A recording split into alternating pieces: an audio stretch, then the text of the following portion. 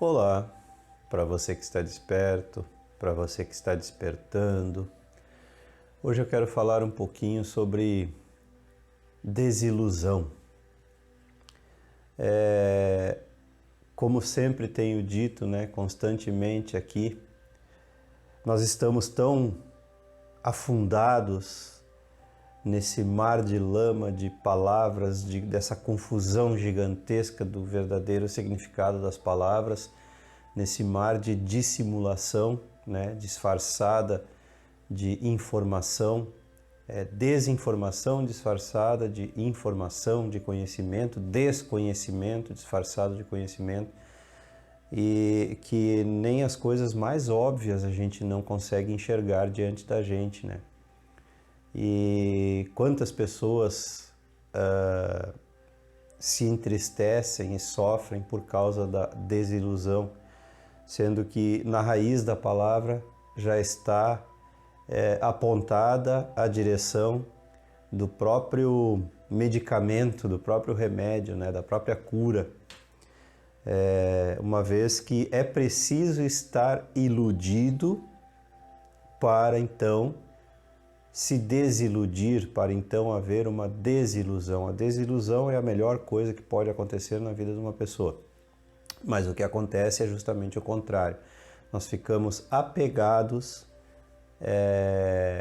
àquela ilusão, de tal forma hipnotizados que, sem perceber, passamos para a próxima ilusão, como se, mesmo sofrendo pela desilusão, nós passamos para a próxima ilusão sem nos darmos conta. Porque reclamar e sofrer não traz cura. E uma vez que não há cura, quer dizer, não há uma saída, não houve uma verdadeira saída da ilusão. Então, na verdade, não houve uma desilusão, não houve uma compreensão da ilusão aonde estávamos metidos. E assim é com a palavra decepção. A palavra decepção é mais interessante ainda porque na sua raiz latina, etimologicamente, essa palavra significa praticamente a mesma coisa que desapego. A decepção acontece quando a gente desapega. Então a decepção, na verdade, é uma coisa maravilhosa, tão maravilhosa quanto a ilusão. A decepção acontece quando a gente cria determinada expectativa, uma determinada esperança com relação a algo, e esse algo não acontece. Então a gente vê o acontecimento como inesperado, ou seja, não aconteceu de acordo com a nossa esperança, de acordo com a nossa expectativa. Expectativa também vem de spectus, spec, do latim, que é aquilo que a gente vê. Então a gente vê algo na nossa imaginação, na nossa mente, e a gente imagina que os fatos devam se desenrolar de acordo com aquilo que a gente viu na nossa mente, na nossa imaginação. O sentido é mais ou menos esse. Mas, como tenho dito sempre, imaginação não é realidade. Existe um campo vasto de compreensão, é uma área bastante vasta de compreensão, essa questão da imaginação. E também aí nesse conjunto de palavras está a palavra desengano. Desengano, olha que coisa mais interessante, você precisa estar enganado primeiro para então se desenganar. Então, uma série de coisas, como eu disse, a gente está tão condicionado pelo meio que a gente não percebe o óbvio. Estamos enganados o tempo todo, estamos iludidos o tempo todo, estamos apegados o tempo todo, e o apego também, é uma palavra já falei em outras oportunidades, já gravei outros vídeos sobre o desapego, mas sempre é bom reforçar, né?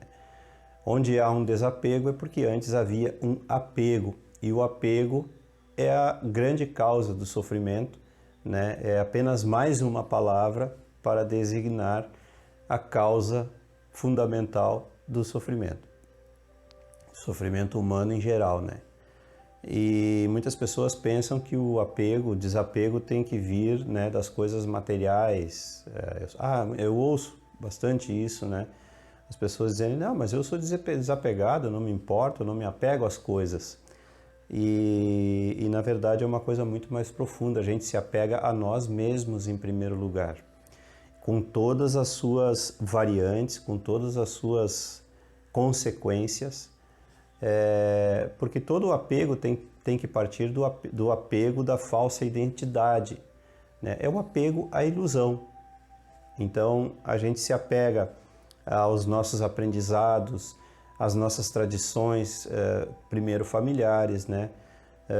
Depois comunitárias, nacionais, enfim. A gente se apega a uma idealização de como o mundo deva ser. A gente se apega a expectativas, a gente se apega a esperanças, né? E tudo isso é pisar no vazio, é apoiar-se no vazio. Porque a impermanência das coisas é uma lei das coisas, né? E por coisas eu me refiro também psicológicas, porque só há permanência, só há perenidade no ser, né? Quando você está alinhado à sua essência, quando você está alinhado ao seu mais profundo eu, que nós chamamos de eu superior, né? Para diferenciar do eu ego, do eu inferior, né?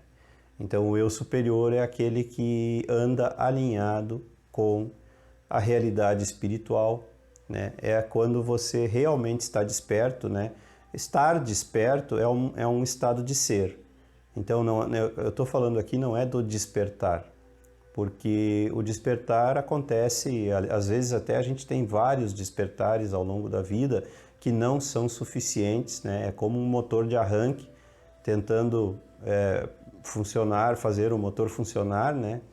Como o arranque tentando fazer o motor funcionar e não pega. E não pega, a gente volta. Então nós temos ao longo da vida vários vislumbres, né, da realidade e depois a gente volta a dormir. Então não é desse despertar que eu estou falando, é do despertar efetivo mesmo, que é quando a gente passa para a fase seguinte, que é aquilo que Jesus chamou de vigiai e orai para não cairdes em tentação, que não tem nada de, né, tira fora aí o contexto religioso e pega o contexto esotérico, pega o contexto místico, profundo dessa frase, né, que ela descreve realmente o que é o despertar. É quando você está vigilante, né, quando você anda pelo mundo acordado. O que é estar vigilante? Estar de vigília, estar acordado, estar presente, atento, né, tornar-se observador, tornar-se uma pessoa meditativa.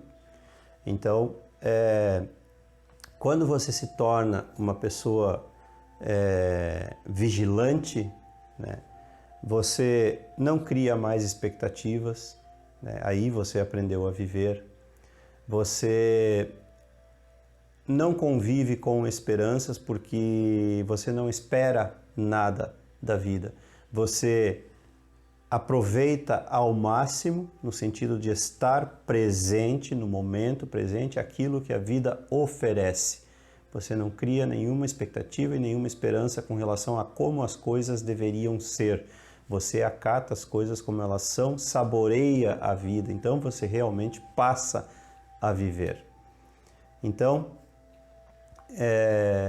seja bem-vinda a desilusão, seja bem-vindo, né, desengano, seja bem-vinda decepção. Mas é óbvio que eu estou falando tudo isso no sentido figurado, porque muito mais importante do que esperar que, né, a decepção venha para comemorar ou esperar que a desilusão venha para comemorar, não é a isso que eu estou me referindo.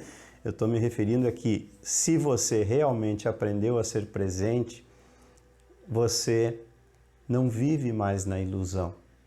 Você não vive mais na esperança, nem na expectativa, nem no engano, né? Então você não pode mais se decepcionar porque você não é mais apegado a um modelo de vida, entre aspas, né? Porque o modelo não é a vida, jamais. Como tenho dito sempre, a conceitualização, a idealização, tudo que está na nossa mente não é a vida. Tudo que a gente imagina ser a vida, ou tudo aquilo que a gente acha que é a vida, ou mais importante e mais profundo de tudo, tudo aquilo que a gente acredita ser a vida, não é. O sistema não é a vida é algo muito mais profundo. Então, se você está presente, está andando alinhado com a vida, que é você.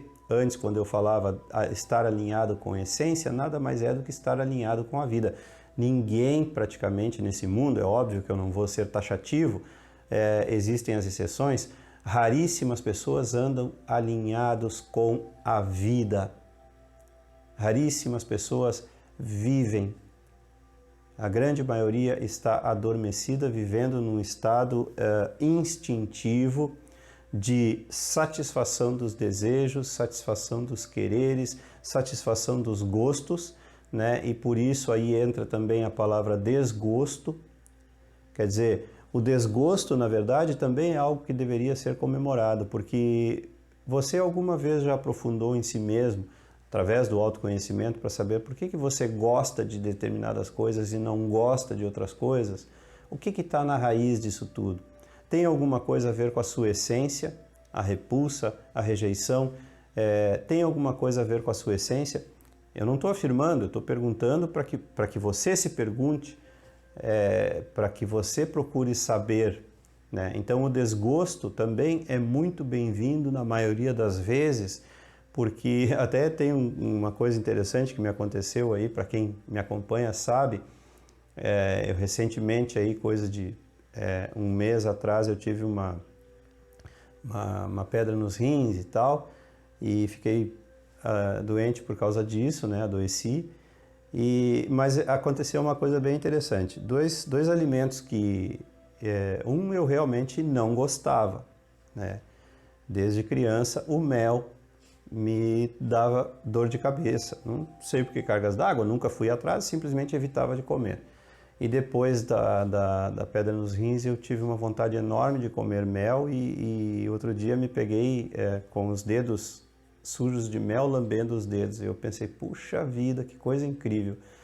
E pimentão, para quem gosta dessas coisas, parece uma coisa irrelevante, porém não é, são coisas que eu realmente não gostava. Por que eu não gostava? E por que agora eu gosto? Essa é a questão. O que é que me fazia não gostar? O condicionamento. Então na minha família, né, o pimentão praticamente não tem vez nenhuma, nunca teve. Então eu nunca tive o hábito de comer e simplesmente recusava. E então eu nunca fui a fundo. Simplesmente lembrava que quando eu era, né, pequeno, o mel me dava dor de cabeça e presumia que, né, me fazia mal e nunca experimentei. Então por que agora eu não tenho dor de cabeça? Nunca voltei a experimentar, né? É um exemplo só, bem pessoal, né? Mas assim, então essas palavras estão no nosso cotidiano como palavras negativas e é claro que elas não estão sozinhas, são inúmeras palavras no nosso vocabulário. Eu já disse diversas vezes a questão da neurolinguística, a questão da compreensão, né, do significado das palavras, a questão da filologia, né, a questão da etimologia, da semântica. Todas essas coisas deveriam fazer parte do nosso cotidiano, porque isso é uma direção, as palavras são sementes que nos apontam para a cura. Se nós usamos as palavras no sentido diferente ou até mesmo oposto daquilo que elas realmente significam, Como que nós vamos ir na direção da cura? Nós estamos diante de um poste daqueles que vocês já devem ter visto, né, nas fotografias por aí, que indica todas as direções, né, sem especificar em placa nenhuma aonde vai, qual direção vai para onde. Então a gente anda sem saber para onde a gente vai. É assim que é a nossa vida. É esse o tal mar de lama que eu falo, onde a gente está preso, né? A Torre de Babel, que eu costumo falar que essa é a verdadeira, essa é a compreensão final do mito da Torre de Babel, né? Que nós realmente não compreendemos as coisas porque elas não indicam, as palavras, porque elas não indicam o caminho real. E isso é deliberado, já falei outras vezes, isso é proposital. Isso vem de cima para baixo. O próprio sistema, na sua autorregulação, que eu falo sempre, o próprio sistema lança a confusão, porque na confusão é que é mais fácil de dominar. Então, desilusão, decepção, desengano, desapego, desgosto, essas palavras precisam ser melhor compreendidas, como tantas outras, para você ver que a coisa não é bem assim como você aprendeu. Nós aprendemos tudo errado e quem nos ensina também aprendeu tudo errado. Nós não temos controle nenhum sobre isso, nós só temos controle de nós mesmos e é por isso a importância do autoconhecimento.